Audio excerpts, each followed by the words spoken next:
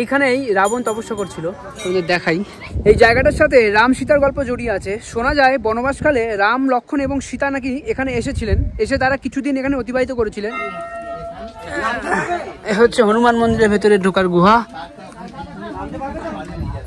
জয় শ্রীরাম। এই হনুমান মন্দিরে আসার রাস্তাটা যেরকম আর কি খতরনাক, সেরকম নামার রাস্তাটাও একটু দেখাই তোমাদেরকে। নামার রাস্তা এই যে এভাবে হচ্ছে নামতে হবে এখান থেকে। আমার পিছে দেখতে পাচ্ছ, এটা হচ্ছে সীতাকুণ্ড। কথিত আছে সীতা দেবী বনবাসকালে এখানে যখন ছিলেন তখন এই কুণ্ডে তিনি স্নান করতেন।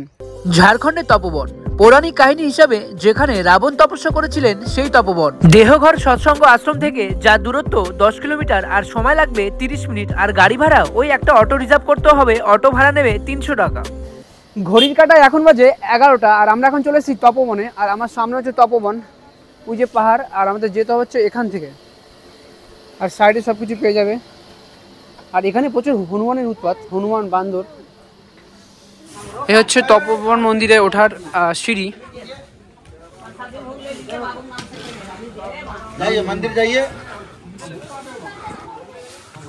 এটা হচ্ছে তপনাথের মন্দির। রাবণ নাকি দর্শন দিয়েছিল এখানে। স্বয়ম্ভু শিব স্বয়ং বাবা প্রকট হয়ে রাবণকে দর্শন। আচ্ছা আচ্ছা, ঠিক আছে। এই হচ্ছে তপনাথের মন্দির।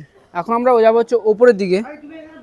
ওপরে আছে হচ্ছে হনুমানজির মন্দির। হ্যাঁ, আর এখানে হনুমানের প্রচুর উৎপাত। যেমন এখানে হনুমানের উৎপাত, তেমন এখানে বাদরের উৎপাত। দেখতে পাচ্ছ বানরের দিকে। আর এদিকে কি ডলফিনের অ্যাড দিয়েছে। আচ্ছা, ডান্স একাডেমি ডলফিন। এ হচ্ছে সিঁড়ি। তপবনে খুব একটা সমস্যা না। অন্যান্য জায়গায় যেমন এই বাবা বানর, অন্যান্য জায়গায় যেমন সমস্যা হয়, তপবনে খুব একটা সমস্যা হয় না। সবাই উঠতে পারে, বয়স্ক থেকে শুরু করে মোটামুটি যারা একটু হাঁটতে পারে সবাই উঠতে পারবে, সমস্যা নেই কোনো।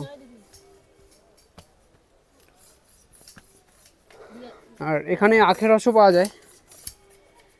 এখানে একটা ভালো সুবিধা হচ্ছে এরকমভাবে রেলিং করে দিয়েছে, তুমি ধরে ধরে উঠতে পারবে। যদি কোনো বয়স্ক লোক আছে এরকমভাবে ধরে ধরে উঠতে পারবে, কোনো সমস্যা নেই।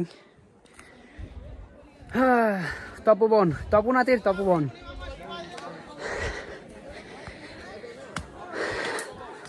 আমরা যাবো হচ্ছে ওই উপরে। হ্যাঁ,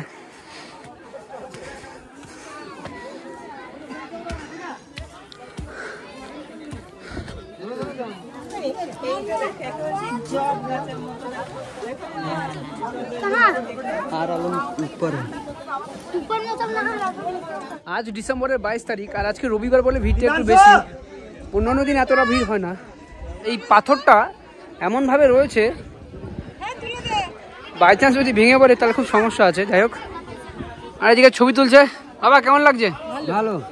তোমার কেমন লাগছে? আর এদিকে ফ্রি ফায়ার খেলতে ব্যস্ত এরা সবাই, আর ওই আরেকজন ফ্রি ফায়ার খেলতে ব্যস্ত। চলে এসছি তপবনের একদম টপে। আর এখানে দেখুন কত লোক বসে রয়েছে। আর এখান থেকে পুরো ঝাড়খণ্ড দেখা যাবে। এই তপবনে মোট দুটো মন্দির আছে, একটা হচ্ছে তপনাথের মন্দির আর এটা হচ্ছে হনুমানজির মন্দির। আর তপনাথের মন্দির তো ছিল নিচে, তো এখন আমরা যাবো হচ্ছে হনুমানজির মন্দিরে, যেটা হচ্ছে ওই দিকটায়। এই জায়গাটার সাথে রাম সীতার গল্প জড়িয়ে আছে। শোনা যায় বনবাসকালে রাম, লক্ষ্মণ এবং সীতা নাকি এখানে এসেছিলেন, এসে তারা কিছুদিন এখানে অতিবাহিত করেছিলেন। নিচে একটা নাকি কি বলে ওটাকে, সীতাকুণ্ড নাকি আছে। তো যাবো ওখানে, সেটা তোমাদের দেখাবো। তার আগে এখন যাবো হচ্ছে হনুমান মন্দিরের ওখানে। এই হচ্ছে হনুমান মন্দির যাওয়ার রাস্তা, মানে হচ্ছে এই দিকটা হচ্ছে হনুমান মন্দির, তাই তো? এই দিক হনুমান মন্দির, তো এই দিক হচ্ছে হনুমান মন্দির। না থাক, মহিলা না, ওরা যদি নেই থাক। তো এই দিকে হচ্ছে হনুমান মন্দির। রাস্তার অবস্থাটা দেখো, পাথরগুলো সব টুকরো টুকরো। কি করেছে এখানে হনুমানজি।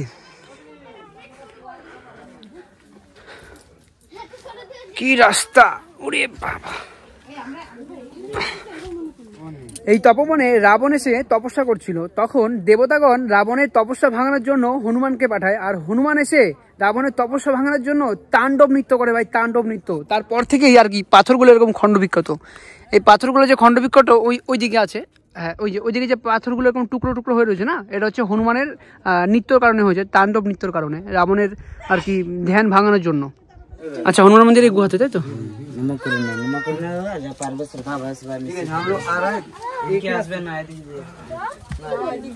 কি রাস্তা দেখো, এখান থেকে একজনের বেশি দুজন যেতে পারবে না, আর একটু মোটা মানুষ হলে সে আর কি আটকে যাবে।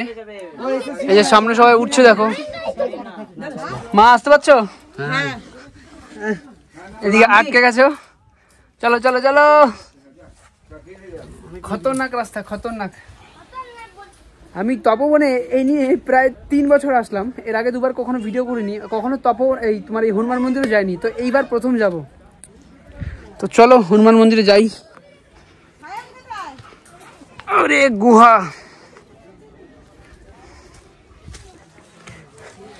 কি তাণ্ডব নৃত্য করেছেন এখানে হনুমানজি, দেখো প্রত্যেকটা পাথর ভেঙে চুরে টুকরো টুকরো হয়ে আছে। আর এই গুহার ভিতরে হচ্ছে হনুমান মন্দির, দেখো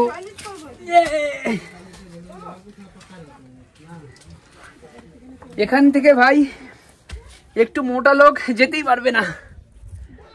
হ্যাঁ, এবার এইদিকে আমি বুঝি না হনুমান মন্দিরটা এত ভেতরে কেন, বাবারে। তো আমরা এদিক থেকে আসলাম, এখন হচ্ছে এখান থেকে নামতে হবে। আর হনুমান মন্দির হচ্ছে ওইখানে, ওই যে লোকটা বসে আছে ওইখানে হচ্ছে হনুমান মন্দির। দেখি নাম দেখি, ছেলেদের কোনো সমস্যা নেই, কিন্তু মহিলারা নাম থেকে নামতে পারবে এখান থেকে? বলো কি,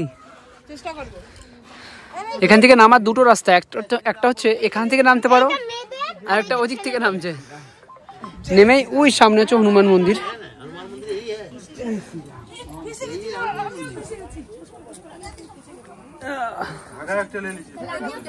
তো চলো আমরা এখন হনুমান মন্দিরের ভেতরে ঢুকি। এ হচ্ছে গুহা হনুমান মন্দিরের ভেতরে ঢোকার, এ হচ্ছে হনুমান মন্দিরের ভেতরে ঢোকার গুহা। জয় শ্রীরাম, আসো তোমরা আসো, এই তো এদিক থেকে আসো।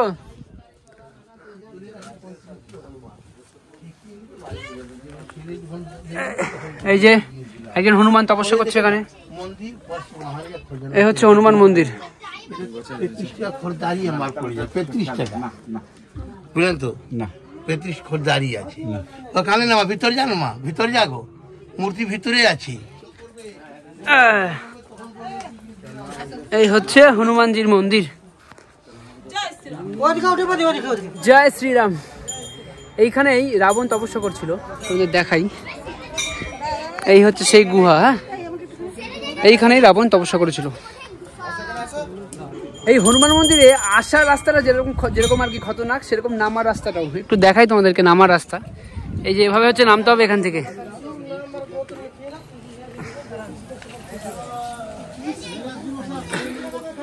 এটা হচ্ছে নামার রাস্তা, এই যে এদিক দিয়ে নামতে হবে।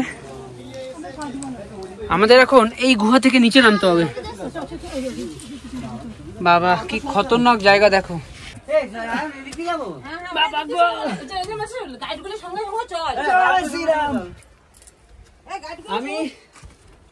আমি রোগাবটকা বলে এখান থেকে বেরোতে পারলাম, আমার থেকে মোটা হলে কেউ বেরোতে পারবে না এখানে। এখান থেকে বেরিয়েছি, এবার আবার এখান থেকে বেরোতে হবে। এই চুপ কর বাবা গো, কি খতরনাক জায়গা দেখো, ভয়ানক জায়গা। আমি বেয়ার গ্রিলস, সমস্ত পাথর জঙ্গল পার করে আমরা এখন বাবা গো বাবা আবার গুহা। এত কিছু পার করে সামনে হচ্ছে মায়ের মন্দির, মা মহালক্ষ্মীর মন্দির। এই যে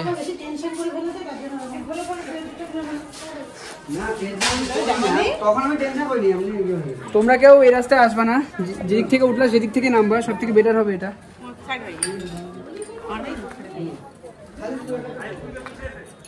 যেভাবে নামলাম খুব খতরনাক, ওর থেকে ভালো যেভাবে তপবনে উঠতে হয় সেভাবেই নামবে, সব থেকে সুবিধা হবে। আমার পিছে দেখতে পাচ্ছ এটা হচ্ছে সীতাকুণ্ড। কথিত আছে সীতা দেবী বনবাসকালে এখানে যখন ছিলেন তখন এই কুণ্ডে তিনি স্নান করতেন। আর এখনো দেখো কত সুন্দর পরিষ্কার, এখনো জল আছে এই জায়গাটায়। তো যাই হোক, আজকে তপবনের ভিডিও এখানেই শেষ করলাম। ভিডিওটা যদি ভালো লাগে ভিডিওটিকে একটি লাইক করে চ্যানেলটাকে সাবস্ক্রাইব করে রাখবেন।